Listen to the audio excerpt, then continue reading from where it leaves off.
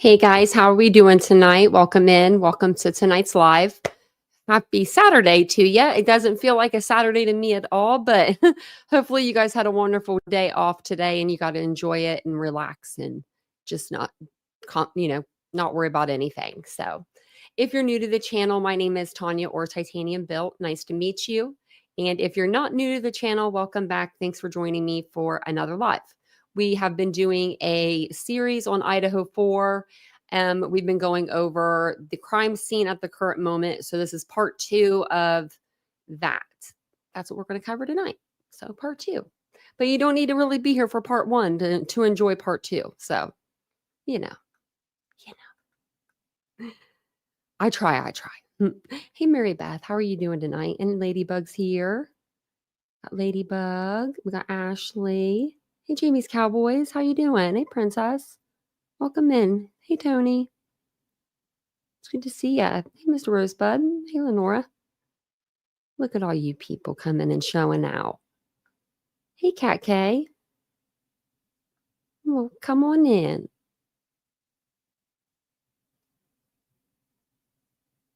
Hopefully you can breathe a little better, Ashley. Can't breathe very well? Man. I hate getting sick. I don't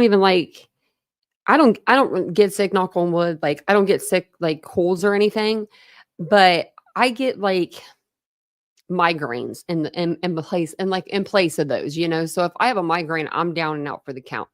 So I couldn't imagine being sick. I haven't been sick since high school, and those were all the times I was like lying, really. Mom, I swear I'm sick. I did the thermometer on the light and everything.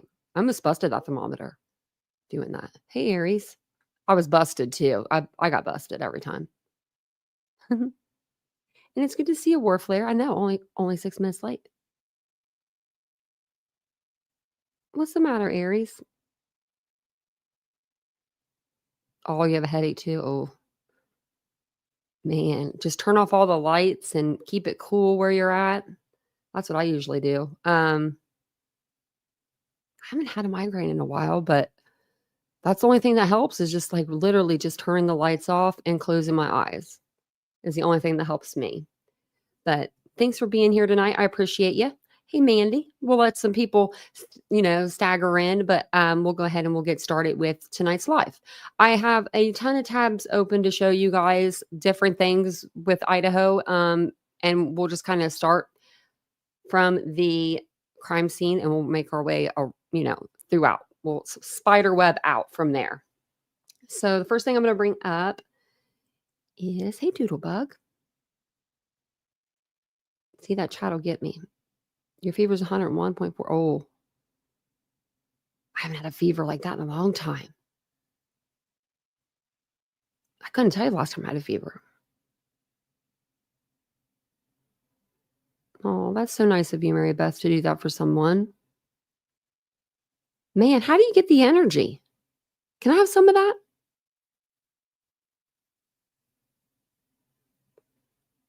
Oh. They changed their names and I can't even, I'm like, Washington Commanders, what? I'm like, okay, never mind. I got it. No, that was they probably loved that you left it at the door.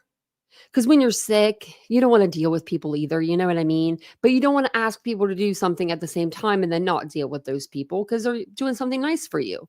So not only did you do something nice for her, but you dropped it off at her door and you left.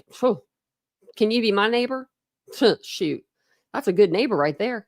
Didn't even ask to come in, sit down, have a glass of wine or anything, Oh, you're sick? That's okay. It's cool. I won't breathe around you. No, that's the best.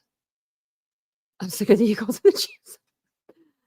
I like the Eagles, but it took us a long time to get where we are. Too many years. I'm 39. And when I was little, all they did was lose. They still lose a lot, but not as much as they used to. So I thought that what we would do tonight is go through a little bit of the affidavit, some of the PCA, just parts of it where it has to deal with just the crime scene. We'll go through, we'll do the walkthrough of the house like we did last night. And we will, I have an animation to show you. I have a couple actually to show you of the house. And one of them is a time lapse video from Gray Hughes. He did one for the, because people didn't think that, that it took this killer, only he could have been in the house for 5 minutes or under and committed these murders, in my opinion. And we're just going to let the time clock kind of go and see how long that is, because it's a lot longer than you think. Like especially when you're just sitting there waiting, Yeah, Lenore, she was very helpful. I would have loved that. I'm not like huge into visiting with my DoorDash people when they come. So if my friend came, I'd really have to be nice to her. No, that's very sweet of you to do that. That's very nice. So what we'll do is, like I said, we'll just go over little pieces of this, and then we'll go over the rest of the PCA once we, get to that part of we're going by the dates. So when we get to where Brian Kohlberger is arrested, we'll read through the rest of the affidavit. Last time we did his movements from the house to his residence, and then from his residence to the murder scene. And I thought that was a pretty good live when we did that. Maybe we'll pull that up and we'll go back over pieces of that in another live that we do, or maybe we'll just do it all over again so that we can show you. And then we can add in, if we want to, we could add in the where Brian Kohlberger says that he stops to look at the stars, his alibi. Hey, Trixie. Welcome in, everybody. If I didn't see your name, sorry, I was on another page over here on this other page. So I'll be reading. Let me actually put you guys up here.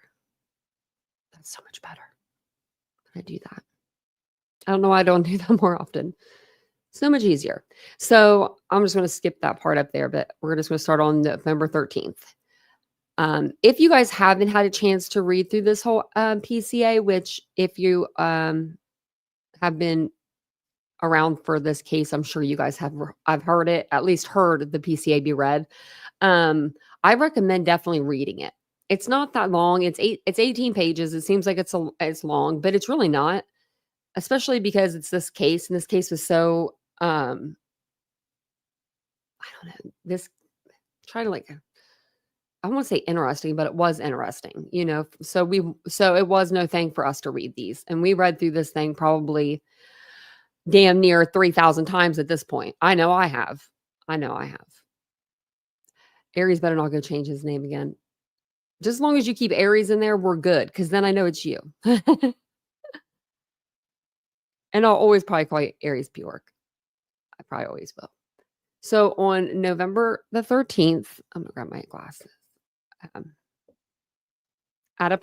So November 13th, at approximately 4 p.m., Moscow Police Department, MPD Sergeant Blaker, and I responded to 1122 King Road, Moscow, Idaho, hereafter the King Road residence, to assist with scene security and processing of a crime scene associated with 4 homicides.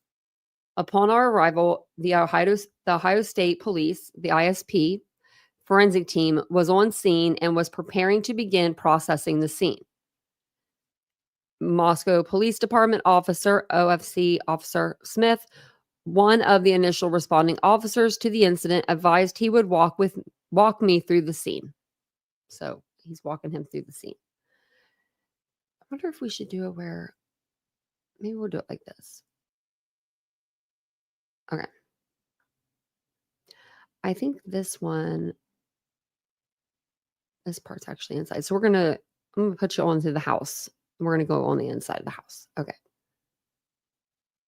Let's go through this. November 13th, 2022, at approximately 4 p.m. Upstairs, so it will stop. I didn't want it to talk to us. Okay. I wanted to make sure I was at the right spot in the affidavit before I did that.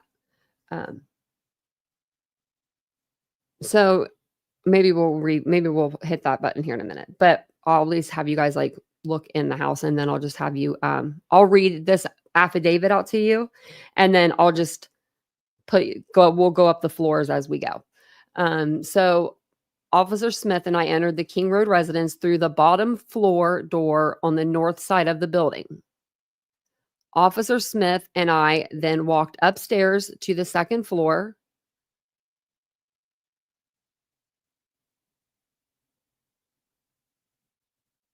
Officer Smith directed me down the hallway to the west bedroom of the second floor, which I later learned through Xana's driver's license and other personal belongings found in the room was Xana Kernodle, hereafter Kernodle's room. And that's going to be the one at the end of the hall here.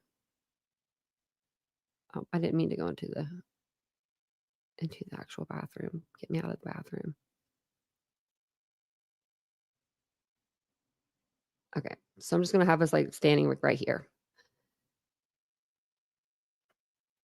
Just before this room, there was a bathroom door on the south wall of the hallway. As I approached the room, I could see a body later identified as Kernodle's laying on the floor. Kernodle was deceased with wounds which appear to have been caused by an edged weapon.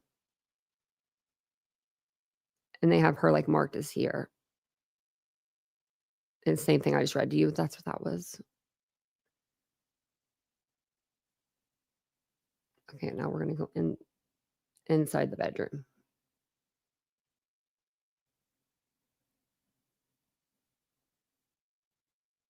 Also in the room was a male later identified as Ethan Chapin, hereafter Chapin.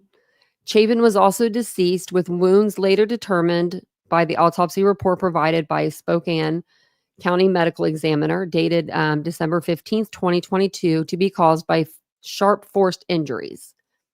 And you will notice when I'm reading through this, all of their injuries are described differently. So Kernodle Xana's was caused by an edged weapon. And then Ethan's is to be caused by a sharp force injuries instead of, an edged weapon. Like they could have just easily put that on there. I don't know. I then would hold on.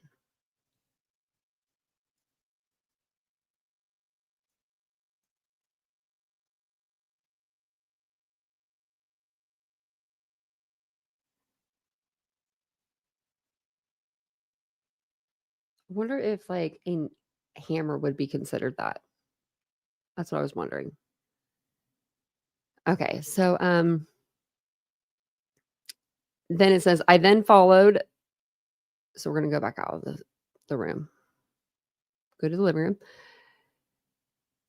I then followed Officer Smith upstairs to the third floor of the residence. We'll go up to the third floor.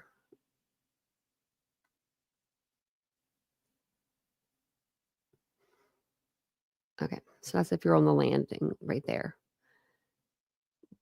The third floor consisted of 2 bedrooms and 1 bathroom. The bedroom on the west side of the floor was later determined to be Kaylee Gonzalez's, hereafter Gonzalez's room. I later learned from review of Officer Noon's body camera there was a dog in the room when Moscow police officers initially responded.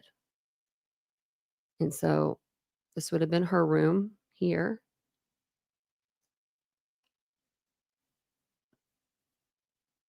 The dog belonged to Gonzalez and her ex-boyfriend, Jack Decor.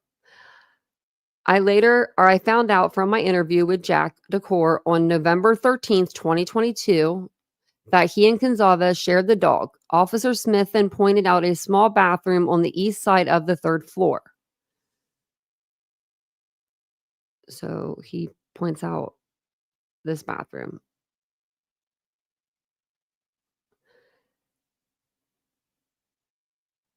The bathroom shared a wall with Madison Mogan, hereafter Mogan's bedroom, which was situated on the southeast corner of the third floor. So I don't know why I went in the bathroom, but it says, as I entered the bedroom, I could see 2 females in a single bed in the room. Both Goncalves and Mogan were deceased with visible stab wounds. I later noticed what appeared to be a tan leather knife sheath laying on the bed next to Mogan's right side when viewed from the door. So the bed was over this way. I don't know if it'll show us a picture.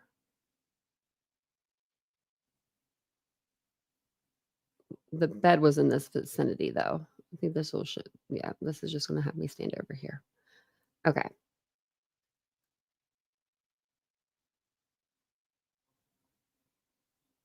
The sheath was later processed and had a K-bar USMC and the United States Marine Corps Eagle Globe and anchor insignia stamped on the outside of it.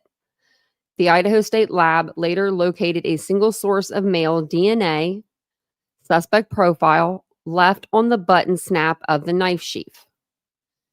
As part of the investigation, numerous interviews were conducted by Moscow Police Department officers, Idaho State Police detectives, and FBI agents. Two of the interviews included BF and DM.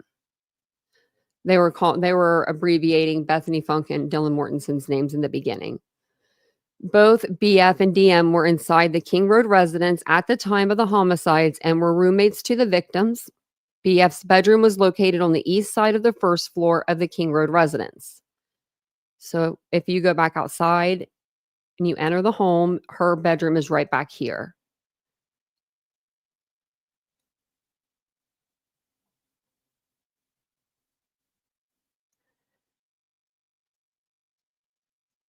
Based on my numerous interviews conducted by MPD officers, ISP detectives, and FBI agents, as well as my review of evidence, I have learned the following.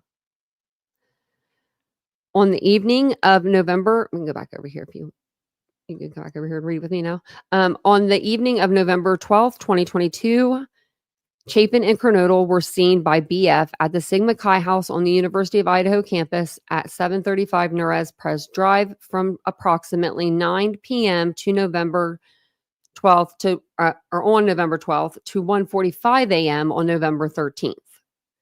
So the whole time they were there. When they all went out that evening. So it says BF also estimated that at approximately 1:45 a.m., Chapin and Kernodle returned to the King Road residence. BF also stated that Chapin did not live in the King Road residence, but was a guest of Kernodle's. Goncalves and Mogan were at a local bar, the Corner Club, at 202 North Main Street in Moscow. Goncalves and Mogan can be seen on video footage provided by the Corner Club between 10 p.m. on November 12th and 1:30 a.m. on November 13th. At approximately 1:30 a.m., Goncalves and Mogan can be seen on video at a local food vendor called The Grub Truck at 318 South Main Street in downtown Moscow. The Grub Truck live streams video from their food truck on the streaming platform Twitch, which is available for public viewing on their website. And welcome in, everybody. Welcome in, guys. This video was captured by law enforcement. A private party reported that he provided a ride to Goncalves and Mogan at approximately 1:56 a.m. from downtown Moscow in front of the food or Grub Truck to the King Road residence. And when you do if you put in the time, the Main Street time to the Moscow, the home, on King Road, it takes roughly 2 to 3 minutes, I believe, to get there, 3 to 4 minutes. DM and BF both made statements during interviews that indicated the occupants of the King Road residence were at home by 2 a.m. and asleep or at least in their rooms by approximately 4 a.m. This is with the exception of Kernodle, who received a DoorDash order at the residence at approximately 4 a.m. And it says, law enforcement identified the DoorDash delivery driver who reported this information. DM stated she originally went to sleep in her bedroom. Let me put DM in her bedroom. Can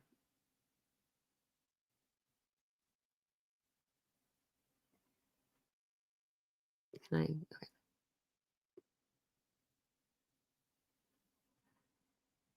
You really got to maneuver around this place. I mean, I would get lost.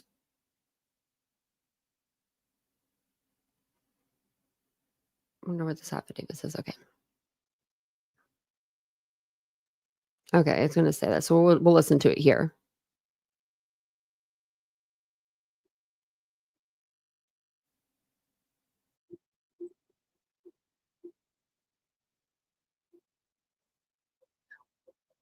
Actually, stop that, because I actually wanna read this to you, because I have a question about that. Okay. So it does say DM said or stated she originally went to sleep in her bedroom on the southeast side of the second floor. Um, originally, the word originally kind of always stuck out to me. Like she originally was sleeping in there but she didn't end up there. I don't know. But it says DM stated that she awoken at approximately 4 a.m. by what she stated sounded like Concavas playing with her dog in one of the upstairs bedrooms. Well, they had just all went to bed around 4 a.m., right? That's what we just got done hearing. So why would Dylan go to like get in her bed, right? Get all comfortable, and then within seconds or within minutes, she's already going to get up and look out the door because Kaylee's playing with her dog. Like that to me doesn't sound like why would you care? It's 4 o'clock. You just went to bed. Like you guys had just said that you were settling down for the night. It's not like it was 4 a.m. and you guys had went to bed at 2 a.m. and you're like, why is she still up playing with her dog? Like, does that make sense? So that just kind of rubbed me wrong when I was reading. I've read this thing probably, I swear to y'all, no less than 20 times, no less than 20, probably more like 50. And I didn't really, I don't know it never clicked before, but yeah. A short time later, DM said she heard who she thought was Goncalves say something to the effect of, there's someone here. A review of records obtained from a forensic download of Kernodle's phone showed this could also have been Kernodle, as her cellular phone indicated she was likely awake and using the TikTok app at approximately 4:12 a.m. Now, to me,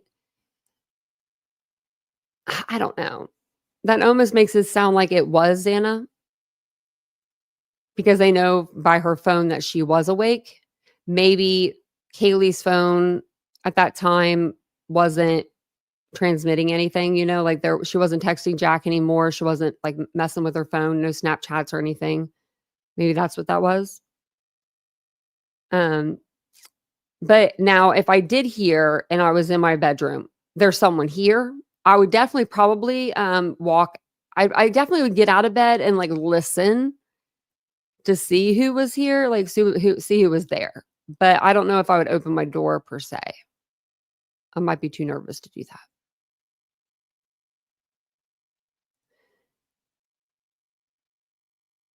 So, where are we at? Okay. DM stated that she looked out her bedroom but did not see anything when she heard the comment about someone being in the house. DM stated she opened her door a second time when she heard what she thought was crying coming from Kernodle's room. DM then said she heard a male voice say something to the effect of, "It's okay, I'm going to help you." So maybe she thought that voice was Ethan's, and maybe she thought that Xana maybe got hurt, like stubbed her toe, hurt herself somehow, I don't know. I don't She seems like she'd be like it would take a lot for her to cry though. She seemed like a tough girl. At approximately 4:17 a.m., a security camera located, and it's the house right in front of theirs at 1112 King Road, a residence immediately to the northwest of 1122 King Road, picked up distorted audio of what sounded like voices or a whimper, followed by a loud thud. A dog can also be heard barking numerous times starting at 4:17 a.m. The security camera is less than 50 feet from the west wall of Kernodle's bedroom.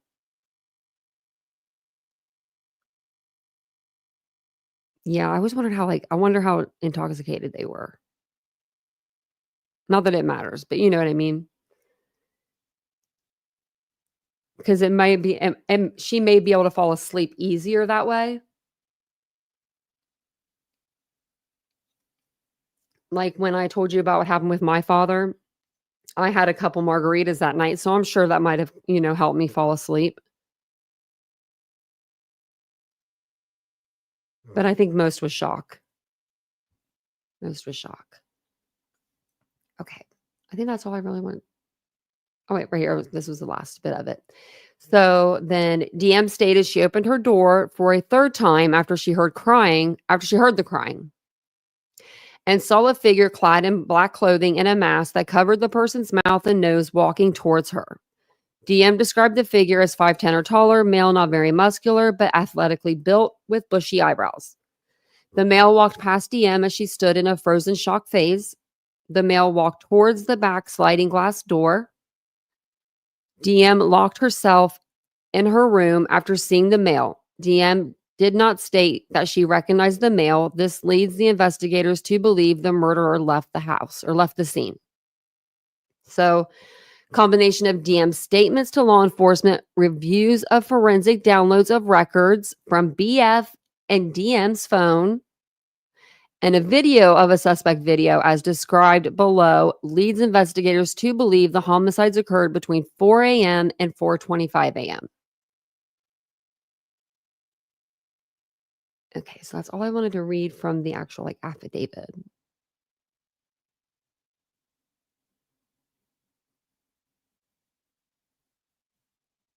Hey, everybody coming in.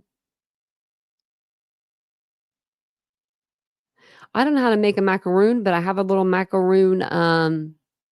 It's like this little cupcake, but it's a macaroon. Yeah, and they have a macaroon pillow. I don't need the pillow, but I just thought it was really cute. I'll have to show it to you, Mary Beth. And hey, Boone. Hey, Lucy Day. Hey, welcome in, everybody. Hey, Amy. Hey, Detective Mallory. Detective Mallory. I was supposed to say, I knew I saw some people coming in. Hey, Jeff. Was it? Wow. Was it the first time it did that in a while? I'm wondering. Thank you, Amy, for the super sticker. That's so very nice. Thank you. Man, this affidavit don't get old though, reading it.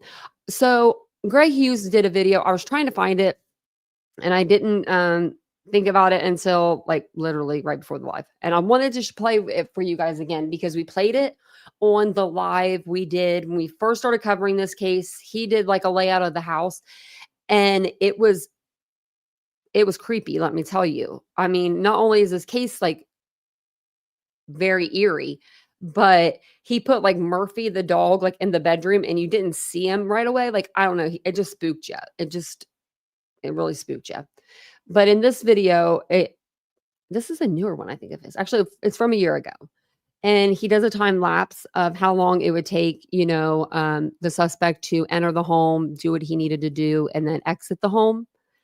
And I thought we would go through this. I thought it would be pretty interesting. Do I want to play the other animation first?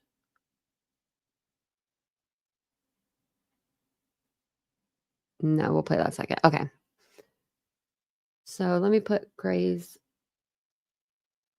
link in here.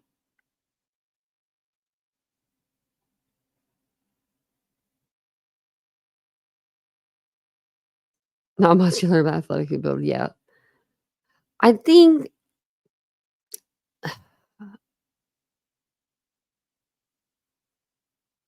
yeah, I can understand that the not muscular but athletically built. I guess meaning someone I took it with the broad shoulders like that, like meaning like that. Yeah, serious. We're gonna sit here for 9 minutes and we're gonna see. We're gonna see how long. Because I remember people saying he needed more time, he needed more time. And I was like, I don't think so. I don't think, but I mean, I don't know. I don't commit murders every day. So we'll watch this time lapse or elapsed time. He has the elapsed time here and then up here. And I promise you by the end of 2025, I'm going to learn how to do animations. I'm going to learn it. Doesn't look like it would be too hard. Just if anyone knows of a good program, let your girl know. Let your girl know. Apparently, though, just did order a DoorDash, so maybe she was a little bit more awake than others, and why maybe she had more defensive wounds, perhaps, than some of the others. So here we go. We're entering the house. Brian Koberger is walking down through the kitchen. Just to the left is the living room. That door right there is Dylan Mortensen's bedroom. And then goes upstairs. Is this when? Now, do you guys think that he was in this house before? That's how he knew to go up to the 3rd floor? Or do you think he was trying to clear, like if he went in back through that back slider, like they're saying, was he trying to clear floors maybe? Like he was going to get everybody in the house? But so he went and he started with, the highest. So start on the 3rd floor and make his way down? I don't know. Hey, Nash. Hey, Ulcer. Hey, Stephanie. Welcome in, guys. So we're 14 seconds into this and he's already up the stairs. So I wonder if he had been in that home before. But Maddie did have an M in the back of her window and the boots. But even with that, and me knowing how houses are set up, I still think I might get lost. What sounded like Madison playing with the dog happened when he came up here, or Kaylee playing with their dog upstairs? Is this when he was upstairs and Kaylee was playing with their dog, it sounded like, to Dylan? And Dylan said it was around 4 o'clock. What does that mean? Isn't 4:09 around 4? Yeah, I mean, we don't absolutely know. We don't know exactly when the DoorDash driver got there. We don't know exactly when they all went to sleep. But right now, Koberger is in Madison Mogen's bedroom right now. And look how much time this is. Okay, he stabs Madison really quick, and she's dead relatively quickly, but then Kaylee gets up and she's trying to fight, but he's attacking her at the same time. And we're just going to sit here and wait, and you can visualize in your own mind if you want to, but really just the exercise here is to see how much time there really is. Look at this. We're only a minute and a half. I mean, it is absolutely insane how much time there is. When people say, oh, God, there's no way, that's just too fast. It's too fast. I think these murders could have taken place in 5 minutes. We don't know when Brian Koberger entered that house. We know that he parked at around 4:08. Did he wait a couple minutes outside, watch the house again, and then make his move when he saw that there was no movement upstairs? Is that when he made his move? No, do you think he did? Do you think he sat in the car for a minute? Or do you think he just jumped out and he went? I think he just jumped out and went. I think his car going in circles and turning, down Queen and then coming back around and, doing the 3-point turn and, all the things. I think that was him stalling when he was in the car. I think as soon as he got up to where he was parked, I think he was like, okay, it's go time. And he got right out of the vehicle. I think he was ready to go. Like whatever he was wearing, I think he had pretty much everything on him, his person already that he was going to wear. Maybe not the knife, just in case he got pulled over or something. Don't want to have, knife just hanging out your side pocket there. But everybody probably in Idaho has a knife. And if it was 4:10 or 4:11, he could have gone upstairs and killed them, and then downstairs attacked. And then there's 3 more minutes where he attacked Xana and Ethan. Maybe Xana was in the kitchen dropping off her DoorDash bag. And while walking back, she's just about going into the living room, and Koberger's coming down the stairs and sees her, and she looks back and sees him and then runs to the bedroom, and he goes over there, and Ethan's still kind of sleeping and attacks Ethan in the bedroom. And then he attacks Xana and kills both of them. Something like that. One of the things that's always been interesting is...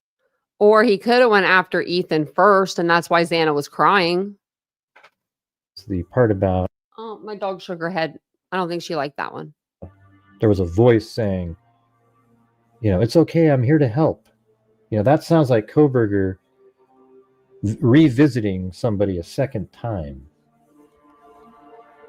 You wouldn't say that the first time you're attacking somebody because you were attacked together. So right now there's been 3 minutes and 4 seconds of elapsed time. I think you can easily see how already Kaylee and Madison would have been killed. It's, when people say, no, they couldn't. Really, did you see how short a time that is? The room's really small. They were both found right there on the bed. I believe the knife sheath was on the right of Madison there. And then down the stairs. And look there was like an Ethan just past Dylan Mortensen's room again. I've had an Ethan character, and then he's just like, hey, stop. I'm just throwing out how it possibly could have happened. I don't really know exactly what Ethan was doing or anything. And so right now he's attacking Ethan, and maybe Xana comes out of her room right now, and he's attacking both of them. We're only 4 minutes in. There's just a lot of time here. And I think this is important so that people realize that, yes, one individual could do this. And in between, there is resting time as you're heading down the stairs. And we don't know how many times he struck each of the victims, do we? People claim to know, but we don't know at all because it hasn't been in any documents. At least no documents any of us have seen. And right now, the elapsed time in the house is only 4 minutes and 43 seconds.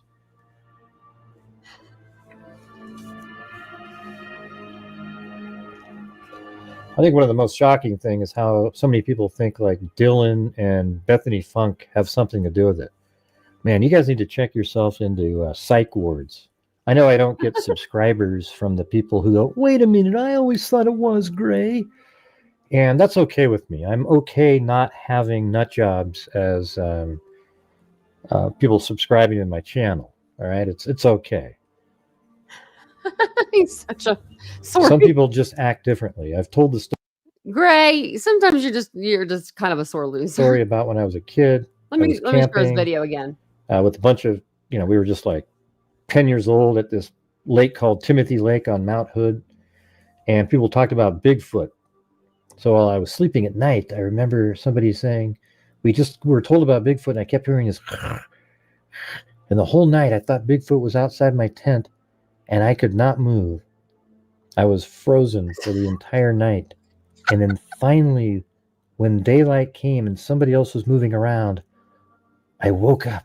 I didn't really wake up. I got out of bed and went, oh my God. I could finally breathe again. I think it was somebody snoring the whole time. But it was absolutely petrifying. And there it is. There's Xana in the room now. So that whole time right there was just Ethan in the hallway, right? Now we're going to sit here and wait another, 2 minutes, 2.5 minutes for Xana. Do you see how long this is, everybody? I hope this is opening some eyes. He said, I think it was someone snoring. And then I'm going to play this one more time at the end, and I won't say anything, okay? I'll just play it again, and I'll leave it up to your imagination to visualize what's going on. And I hope when it's all said and done, you say to yourself, oh yeah, he easily could have done this in this amount of time. Because right now we're at 7 minutes of elapsed time. That was my first video, and I think that's totally reasonable amount of time. But this one's going to be 9 minutes of elapsed time. A long time. And right now it's 4:16, 4:20, 4:16 and 22 seconds. So in a minute, that's when there's a dog barking and a thud heard on the 1112 King Road camera, just adjacent to 1122 King Road where the murders took place. They listed the camera at being something like 50 feet or so, but I think it's more like 60. But I mean, that's not much of a difference. And that's going to be around 4:17 when that happens. But again, look how much time this is taking. I know I keep repeating that, but I mean, we've talked about all these other things, and it's like, oh yeah, we're still waiting. And these are frenzied attacks. There's no conversation going on here. Technically, this whole murder scene and situation could have taken place in 3 minutes. Well, technically, we don't know. With somebody committed. They could have talked. In a frenzy, attacking 4 different people that are all intoxicated.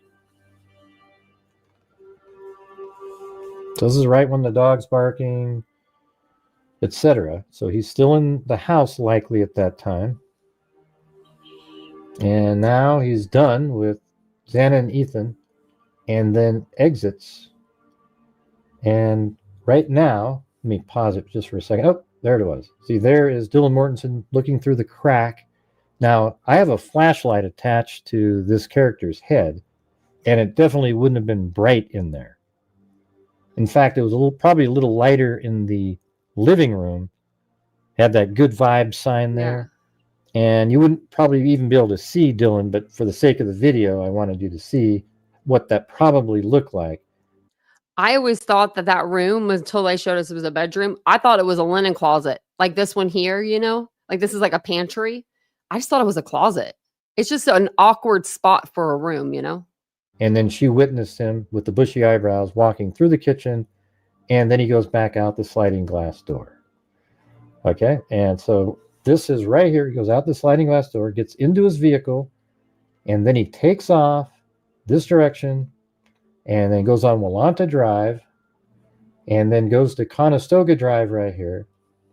And then we'll go through all of that on another live, like the path that he traveled and all of that good stuff there, because yeah, this video is from a year ago, so I'm sure he's updated it from this one, I'm sure. But I wanted to show you guys just how long it takes, just the seconds. That it doesn't take that long. Especially if they're familiar with that property somehow, if they looked it up through Zillow, there's College Pads had it on their website. There's a few different places where this, the inside of this house was listed. Even with that though, I mean, you would really have to study that. You'd really have to study that. Just my opinion. Now, Asget, she is a TikToker. She came out and she did a 3D virtual animation of showing what happened that night. And so I thought we would watch it.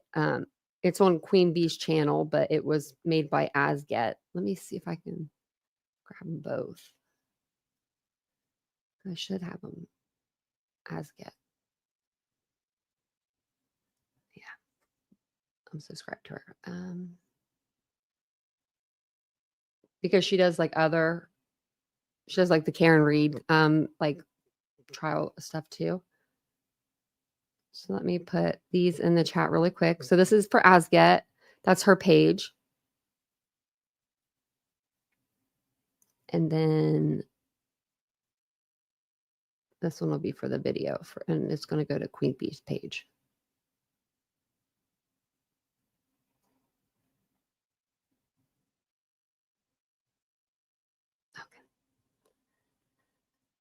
Now, I don't think it was totally quiet in there, but I do think that I don't think they were screaming as much as, I think that as much as they were fighting. So they were maybe trying to store their energy, in a way. I don't know, just either way, it's very sad. And I think that if there was a lot more screaming, maybe more people would have heard. Maybe. Okay. But I I would think that more people would hear since the houses were kind of closer together. But, you know, those people could have been asleep. They could have been, you know, they could have been drunk too and, you know, been having a good night. So they might have been passed out in their beds. So this is only like 2-minute video. It just shows you like what happened that night as far as what they're thinking, what we're thinking at this point in time, you know. I think this video was done. When was this done? When did Queen Bee put this out?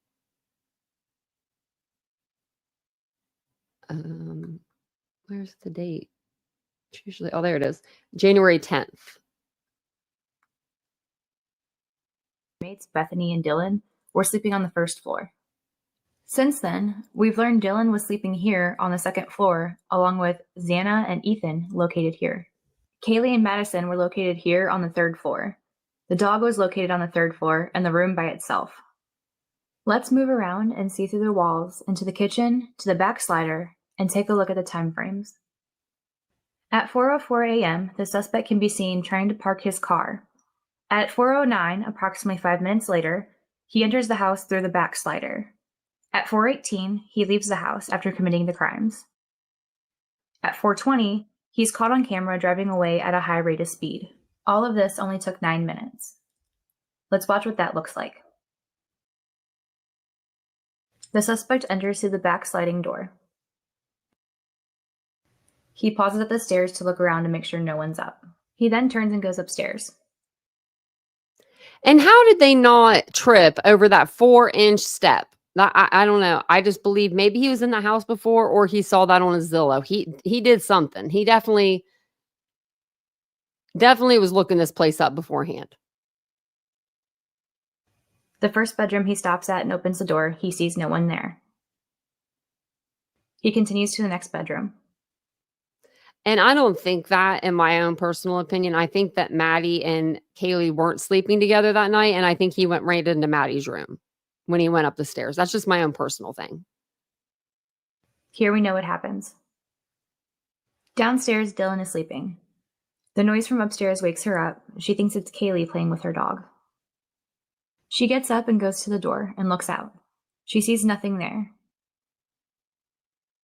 The suspect then continues down the stairs about 3 minutes later.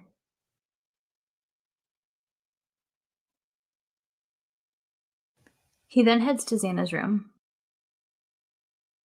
Outside, there's a security camera picking up some whimpering, cries, and a thud at 4:17. We've learned that Xana was found on the floor, which might explain the thud. Dylan again hears something and looks outside her door. She sees the suspect. He walks right past her and leaves. And in my opinion, I don't think that he was like leaving. I think per se I don't know why I won't let me go back. As much as I think maybe he was going back up to the third floor to grab that knife sheath. And then maybe he did see Dylan or he heard something in her room and that spooked him and he just left. Because the knife sheaths are huge. Like I can't get over how big they are. And I don't know. I just don't see you leaving that behind, like without knowing it. Yes, Jackson, man. That's what I believe too. Because you could see, I showed you that picture earlier where it looks like the bed is like torn down. Like the bed covers are just like pulled down on one side. Like she had just gotten up to check on something or to go to the restroom in the middle of the night, something like that, you know, like she was coming back to her bed. I don't know though.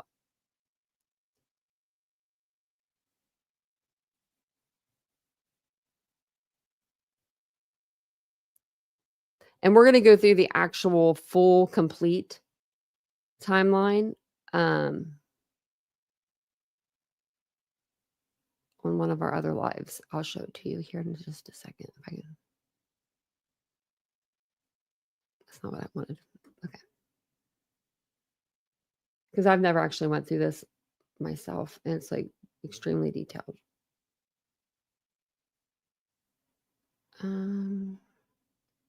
So this one, yeah. And then, yeah, it has like court documents, detailed I think it has more. Press releases, videos. Yeah. And Sleuthy put that together. Okay, so what I want to show you guys next. What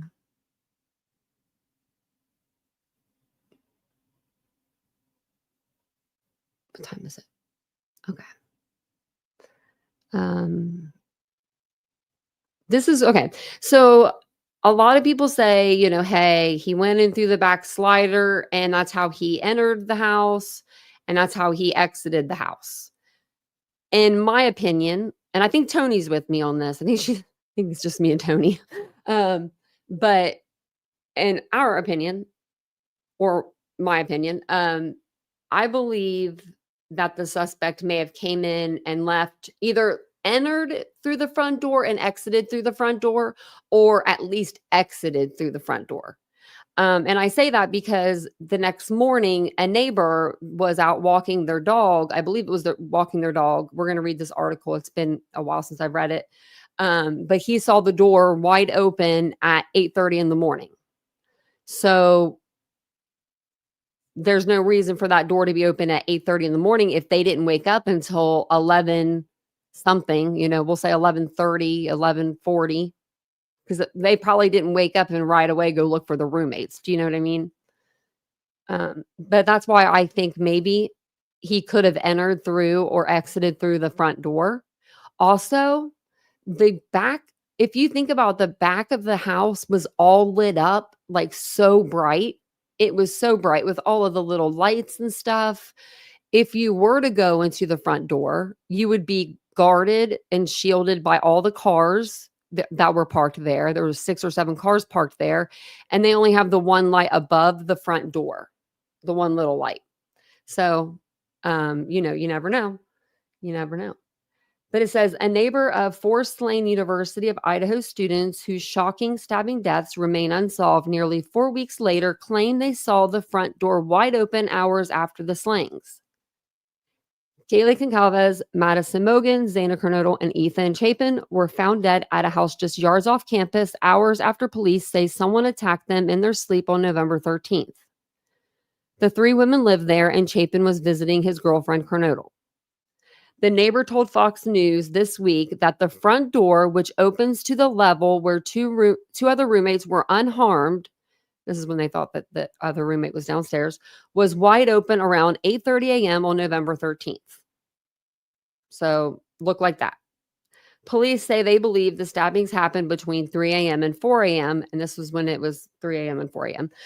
When the victims were sleeping and as Moscow police officers were responding to an unrelated incident about 100 yards away. And that's the Banfield incident. A 911 call about a possible unconscious person was made from the phone of one of the 2 surviving roommates around noon. Authorities have kept mum about how they believe the killer entered and left the home. When asked about the state of the front door when police arrived, a spokesperson told Fox News on Thursday that type of information is part of the investigation and not released. Chapin was a member of Sigma Chi fraternity, majoring in recreation, sport, and tourism management, the University of Idaho said. His frat house is across the field, about 200 yards from the crime scene, and he and Kernodle were believed to have spent most of the evening there before returning to her place around 1:45 a.m., according to investigators. Kernodle and Mogan were both part of Pi Theta Phi. No, they were. Oh, wait, here we go. Sorority, and were making majors. Goncalves, a general studies major, belonged to Alpha Phi.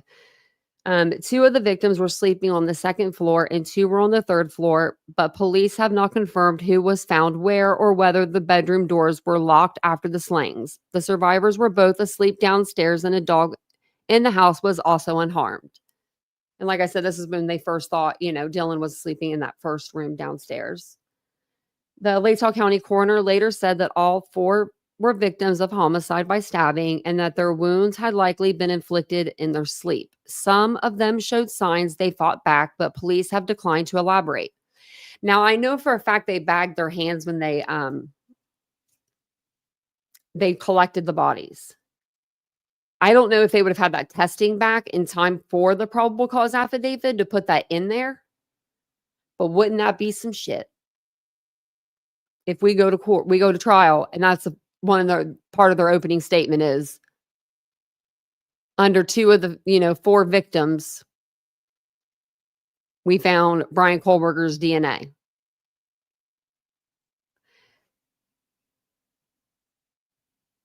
I wonder what people would say to that.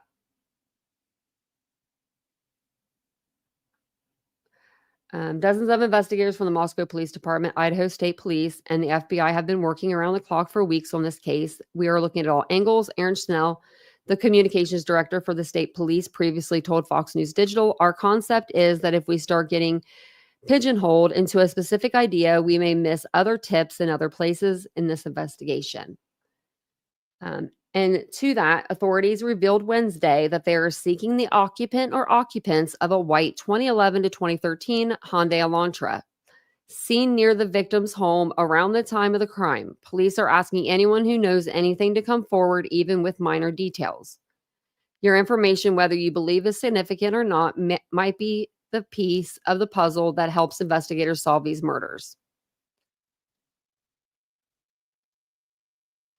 And they're just looking at, this says Canadian border authorities told them that they are looking for that white Hyundai at the country's ports of entry.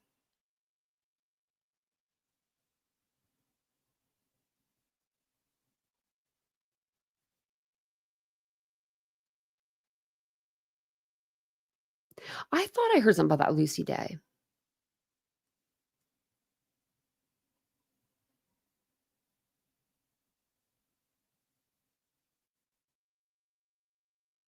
That's true, Elser. I just didn't know if if that kind of testing would come back as easy as skin cells on a, you know what I mean? I should know that, but I don't. I went to school for it, but I can't remember that far back. Yeah, our fingernails or fingerprints. Yeah. I bet you they come out with something like that. I bet you if these opening statements are a dud, I'm going to cry. Literally, you're going to see me crying because we waited so long. No, I won't cry, but Yeah,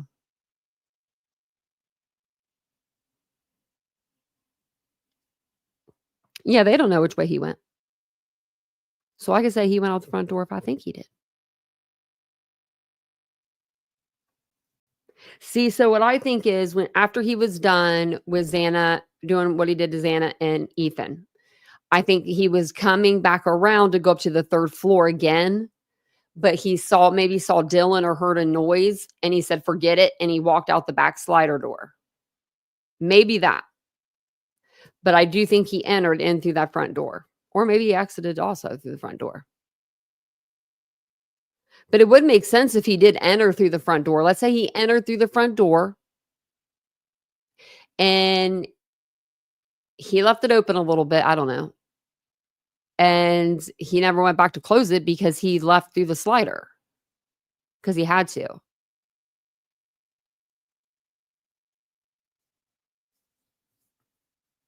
We'll see. I don't know. What else? Was there anything else I wanted to show you guys? I have plenty more to show you, but I didn't know if I had any more to show you tonight.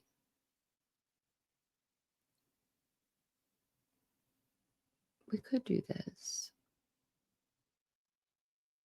It's part of the crime scene.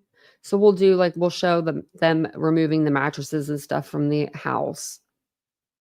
So this is them, removing the mattress from the house. This is what it looks like. You can see that this is like a bed frame in the back seat. I'm not sure what the brown bag is. It looks like it's maybe something that they bagged and tagged because it looks like it has a tag around like a blue tag maybe.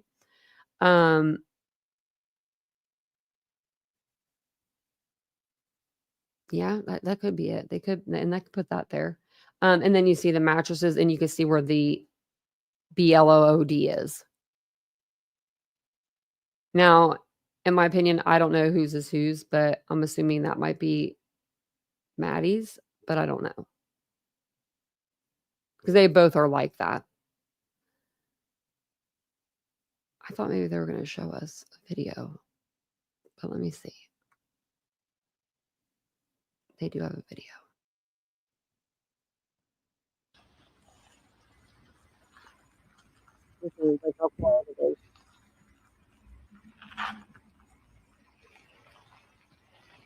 Like when they pulled out the mattresses, when they did when they bagged up all of the students, like their belongings that they were able to give back to the families, you could, oh, what the heck? You could hear like a pin drop. Like literally everybody was so respectful. Just very respectful.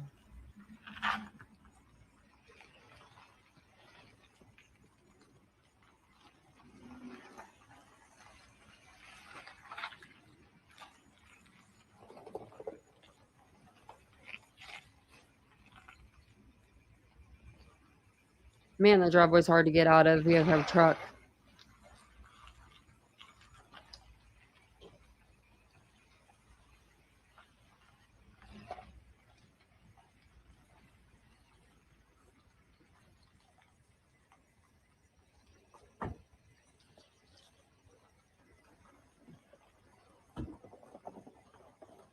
It looks like that other one, they had it wrapped up real tight. Like it had like a green tarp over it or something. Did you guys see that? Let's see if I can take it back right there. So like they weren't letting that one just go through with the white cover on it. So maybe that one is Ethan and Xana's, the one that's in this white truck.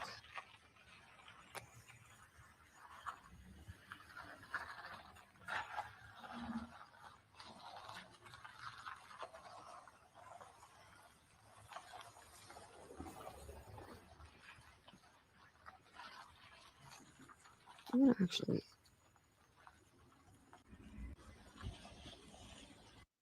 I need to get a better. I just want to like see something.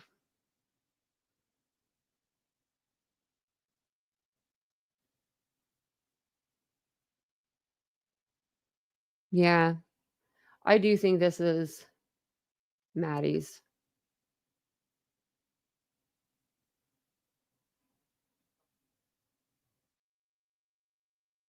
Sorry that I'm looking at it so like in depth, but it just looked like I thought that would like look like something. But it wasn't what I thought it was. Like it almost looks like he sat the knife down or something, like right there.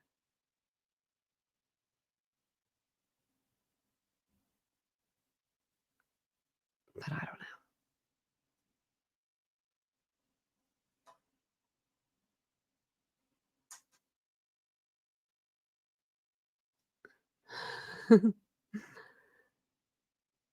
Hey, Tammy.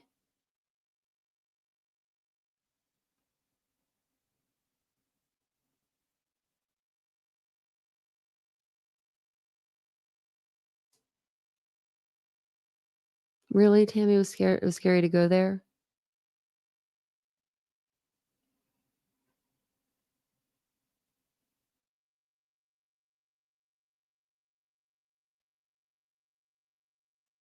Yeah, they did say that Murphy was barking.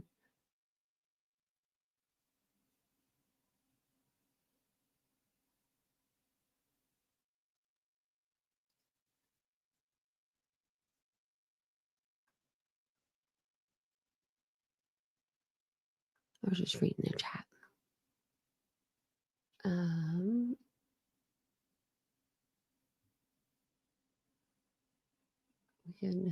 I'm trying to think of what I wanted to show you. Like,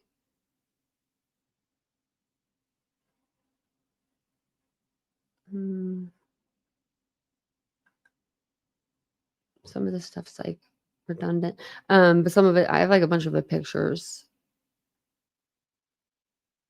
Here, we'll finish it off with this, with them removing some of the stuff from the house. And I mean dozens of boxes. Let me go back. Well, Fox News on the scene in Moscow, Idaho, with new reaction from the Idaho police chief as authorities remove personal belongings from the house where the grisly quadruple murder happened more than 3 weeks ago. Alexis McAdams just spoke with him. She is live with us now in Moscow. Alexis, good afternoon. Trace, good afternoon. Yeah, we just talked to the police chief who actually, because it's a small department, had to book this U-Haul himself, bring it out here, and help these investigators load dozens, and I mean dozens of boxes full of the belongings of these girls into that truck. Now their plan is to give it back to the family. This was an emotional time for those investigators too, Trace, because inside of that house behind me here in Moscow, Idaho, this was a horrible crime scene, we were told by sources and investigators. So for them to have to go back in there now when it's still a crime scene that's wrapped by tape here, there was still a lot to process. Last time they were in there and really had a lot of investigating going on was quite a few days ago. To see the chief back here on the ground by himself, we had some answers for him. We were able to get some questions rather for him in, and this was his answer. Listen. What you guys went in there to do. Yeah, we just went in to gather the belongings, and we're just trying to get stuff back He looked like he lost some weight. We're only like 3 weeks in the investigation. to the families so that they can have some closure. Okay. What did you guys kind of take out? Was it specific things the family wanted? Some of the things that the family wanted, and then just other belongings. And we just learned some new information too, Trace, that we were trying to nail down on this timeline of where the victims were. The fraternity house, Sigma Chi, that Ethan was a fraternity member at, is just about 200 steps from where I'm standing right now. So there was a 4 to 5 hour time gap that investigators were trying to figure out where Ethan and his girlfriend Xana were. We were now told by investigators just a few hours ago that they believe those two were at the fraternity party the entire night. So that does close up a gap. And the police chief has told me they have more information than people think and are on the right track. Trace? When they say information, Alexis, I'm curious about that. Do they believe they're going to come out with something in the near future? Because the parents are getting awfully frustrated. Mm-hmm. Yeah, parents are frustrated, and the police chief talked right directly to Xana's dad, who's been the most outspoken, Trace, about that lack of information. He says it's done because they want this, Trace. Xana's dad.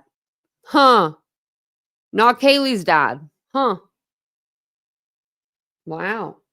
To get to trial, and they don't want anybody to know anything, including the killer, to know anything that they have. So when I asked if they could at least talk more about the murder weapon, could they say it was a guy or a girl? Did the person leave on foot? They said they're not going to say anything because they don't want the killer to know what they have. So that's why they don't release it, but they said they have a lot of information. So that's hopeful.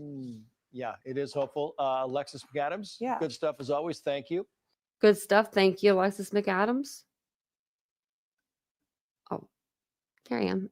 I'm like, oh, there I am. I wanted to show you guys one more video before we jump off here. So remember the Facebook groups that came up like about, Brian Kohlberger? There was like that huge one that was like over 100,000 people were in it. One of the online groups. So that's what this video is going to go over. It's Ashley Banfield. That woman used to be crazy when it came to this case. But it talks about, is Brian Kohlberger or whoever did this the killer? Are they following this case online? And I'm still wondering that now. Like, are they following? Is he allowed to watch? He's allowed to watch the news. So I wonder what news would really pick this up though. Like, I mean, like everyone was like playing it, but like where he would actually see it. I 100% believe the killer is in this group and likely many other groups, trying to stay ahead of the game. I believe this person knew of either Kaylee or Maddie and either was rejected by them, stalked them, or otherwise had some kind of obsession with them that would drive him to commit murder. Frankly, it's hard to tell from an anonymous post if those are really the insights of an expert, but what about the general theory? Could the person who killed 4 Idaho college students be part of the online community that he himself spawned? I'm joined by Alfred Titus. He is a retired NYPD homicide detective and hostage negotiator whose job it was to get inside the minds of killers. He now consults with law enforcement and is a professor at John Jay College of Criminal Justice. Alfred, thank you so much for being with me. Simple question. What on earth would a killer get from going into chat rooms and actually participating in theories? Yes. Well, first of all, thank you for having me this evening. A killer would go into these chat rooms, get involved with the conversations to try to stay ahead of the investigation. A lot of times there's information coming from different sources that the killer is aware that he may miss. And in these chat rooms, everything is pretty much up to date. and it's a good source of information for the killer. Can I ask you if the cyber sleuths who are working as a group, and I call it crime sourcing. I mean, really, what it is, it's crowd solving. Is it possible that they are helping, unknowingly helping this killer? Absolutely. It is very likely that the information they are giving him is helping him stay abreast of everything that's going on. He doesn't have to worry about monitoring several news agencies, several news stations, platforms. He can get all of his information from the online sources. And in addition to that, they're getting information that may not have even reached social media yet. And I'm guessing it would be a process that he would enjoy as well. Is there something that you can tell me about red flags? If there's someone watching tonight who's an avid participant in crime chat rooms and Facebook discussion groups about true crime, is there something that they can be on the lookout for, some red flags to show that somebody may be a little bit more than they're letting on? Yes.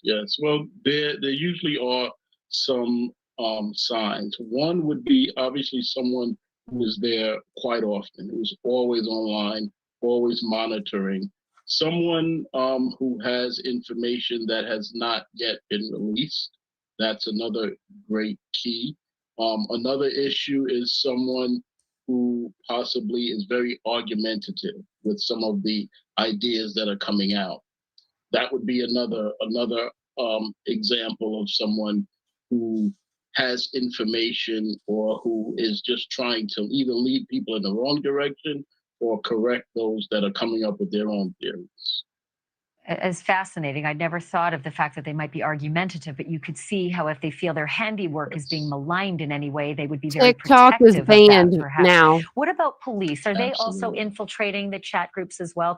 Go check your TikTok. It's banned now. They didn't even wait until tomorrow. They didn't even give us the last hour and 7 minutes.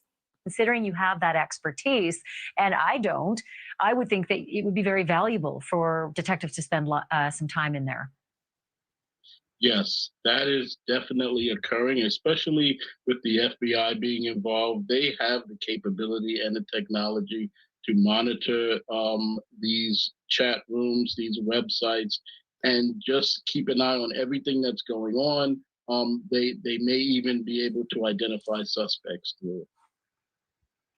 Is there a usual cast of characters? I mean, look, I'm not going to suggest that there's loads of killers that are known out there to police and they just continue to watch them. But if police are monitoring these chat groups, do they look to certain people who they think could be because of past behaviors? Yeah. The yes, PEDOs. absolutely. They have the ability to identify a person that's online and then do a complete background check on that individual and find out what they are really about. In addition to that, you have those individuals who are commonly on these chat rooms and these websites. And when you find someone who is new to the group or who has just come on since this incident, that would be possibly someone that you may want to pay a little bit more attention to as well. Thank you for watching. Yeah. Go to a new. Goes for Sebastian Rogers' case, for instance. Maybe somebody that comes on automatically all of a sudden is here. What do they want? But Donald Trump, he'll save TikTok. Don't you TikTokers worry. Don't you TikTokers worry. He'll come in. He said he was going to do something like 90 days. So like TikTok will be there and it'll be like 90 days of them just like going into negotiations or whatever it is. He's just trying to make it a safer app. I don't know. That's what I heard on the news today. I've been hearing the same thing on repeat for 12 hours today. Like, I don't know why I didn't change the channel, but I didn't. It was like Fox News and it was literally like repeat. It was just like on repeat. So you've heard Elon might buy it. I've heard Mr. Beast might buy it. Mr. Beast has some big time money too.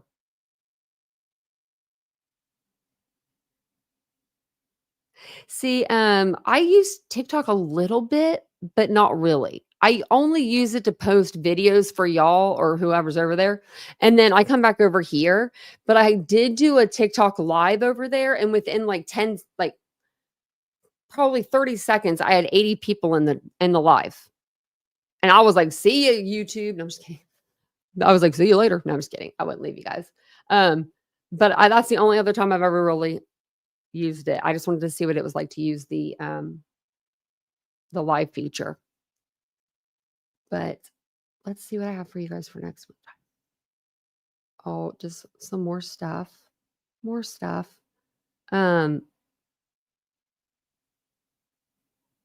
trying to see. I'm trying to think if there's anything I missed that I wanted to tell you guys tonight before I jump off here.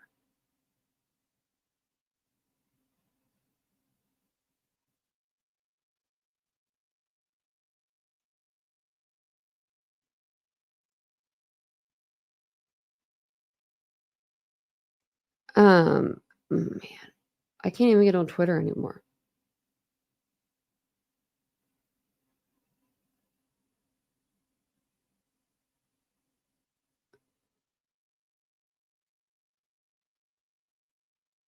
What is going on here?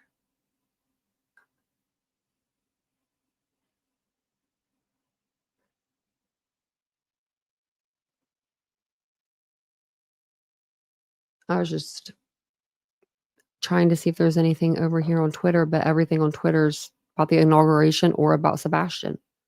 When I say Sebastian, I mean drama.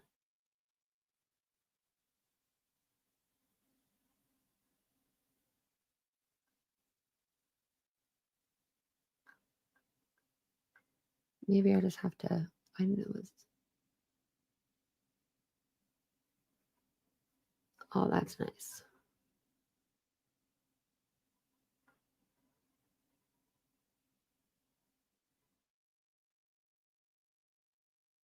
Okay, I think that's all I have for you guys.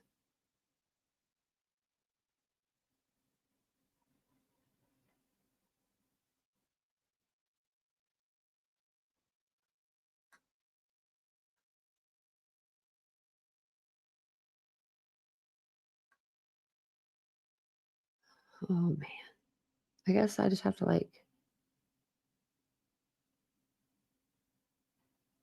guess I just have to go through and hit the 3 dots. What do you do? Not interested? Dang.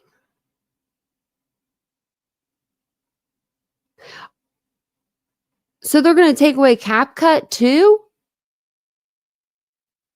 Oh, I like them. Okay.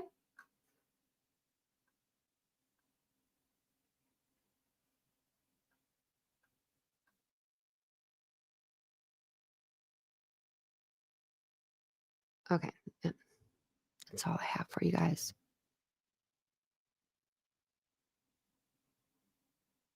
I do Twitter because that's how I get a lot of my information for like dumb stuff. If I need to know anything dumb, I feel like I go to Twitter. I get dumber when I'm over there. No, I usually will go over there. Sometimes people have documents or something, but normally that's what I used to use it for. But now I just get my own documents. I just FOIA, so it doesn't really matter. I do go over there though, so for the news. And then I don't use Facebook because every time I get on there, someone's dead. Like literally, someone's dead. TikTok, they're all right. They're kind of mean over there though.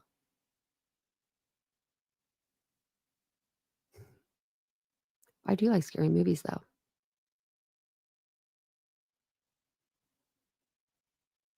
Yeah, I never used the TikTok really either, but I liked it for promotion of my channel over here. So that's what sucked. Now, if I were one of those people that like gained my whole following off of the TikTok app, actually I'd be scared. Not even I should be scared right now. I should be scared right this second. Because if they shut down TikTok, think about this, old Betty. You're going to be in the chopping block. All those people from TikTok are going to come to YouTube. Y'all know that, right? So just remember, When you see an influx of people and you have, they have all, there's new people on the app. Everybody's coming over here from TikTok. There's a reason for it.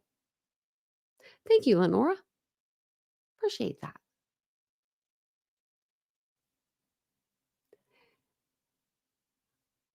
But I think I'm going to jump off here. I'm going to go spend some time with Vincent if he's still awake. He worked so hard today. He had to go into work today, and I did not appreciate that. I was lonely. I was like, I don't get lonely. Like I don't get lonely. But I was just like so bored today. I was like, it's boring. I'm bored. I cleaned everything. All my chores were done. I should have came on. Maybe I should have did some lives, but I don't know. Yeah, it's shut down now. Yeah. Oh, so I'll get it on Monday or Tuesday. So I'll have it in Tuesday or Wednesday. Vincent's going to put it in for me. He better not get his fingerprints on that either. I'll smack him silly. I'm just kidding. I'm just totally kidding. I'm totally kidding. I would never do that to him.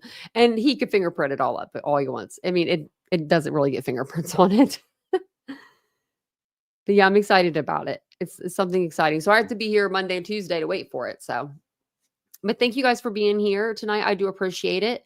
If you guys don't mind hitting the like on your way out, let's see how many likes we're at. We're at 100 exactly. So can't beat that. I mean, you can beat that because we have 97 people in the chat. So we can beat that if we wanted to, but I do appreciate you guys hitting the like button. I genuinely do.